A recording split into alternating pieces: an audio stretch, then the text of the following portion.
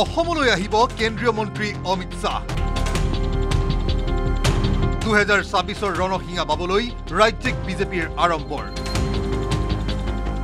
পঞ্চায়ত সন্মিলনত ভাগ ল'ব 24,171 গৰাকী প্ৰতিনিধিয়ে গৃহমন্ত্ৰীৰ সন্মুখত সংকল্প ল'ব দুৰ্নীতি ভ্ৰষ্টাচাৰ মুক্ত পঞ্চায়ত ৰাজৰ মাত্ৰ দুটা সপ্তাহৰ ব্যৱধানত অসমলৈ আহিব দেশৰ প্ৰধানমন্ত্ৰী নৰেন্দ্ৰ মোদী আৰু গৃহমন্ত্ৰী অমিত শ্বাহ প্ৰধানমন্ত্ৰী ডাঙৰীয়া 13 তাৰিখে আহিব আৰু 13 তাৰিখে তেখেতে 5:30 বজাত ডক্টৰ ভূপেন হাজৰিকা জন্ম শতবাৰ্ষিকী অনুষ্ঠানত ভাগ ল'ব 14 তাৰিখে ৰাতিপুৱা তেওঁ মঙলদৈত যাব আৰু বিয়লি নুমলীগড় যাব 29 তাৰিখে ভাৰতৰ গৃহমন্ত্ৰী ডাঙৰীয়াৰো অসমত 3খন সভা আছে তেখেত 28 তাৰিখে অৰ্থাৎ অহাকালিয়ে তেখেত গুৱাহাটীত আহি পাব কিন্তু গৃহমন্ত্ৰীৰ আগমনে বিশেষ তাৎপৰ্য বহন কৰিছে অসমৰ ৰাজনীতিত কিয়নো গৃহমন্ত্ৰী অমিত শ্বাহৰ 29 আগষ্টত আগমনৰ লগে লগেই অসমত বাজিব নিৰ্বাচনী ৰণদংকা খানাপাৰাত পঞ্চায়ত প্ৰতিনিধিৰ সন্মিলনৰ জৰিয়তে অসমত আৰম্ভ হ'ব 2024 বাবে ৰাজ্যিক বিজেপিৰ নিৰ্বাচনী কুচকাৱাজ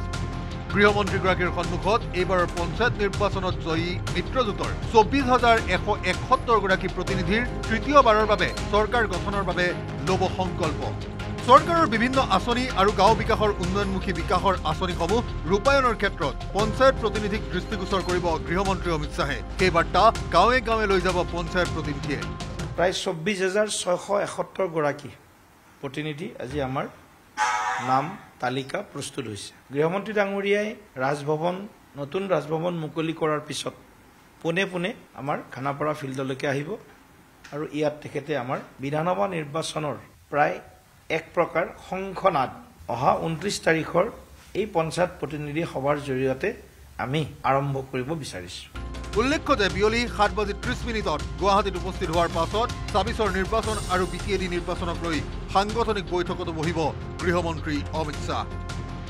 কেমেৰাত সঞ্জয় বৰাৰ সহযোগত উৎপল হালৈ আৰু Hirakjyoti Malakar report news 18 Assam north east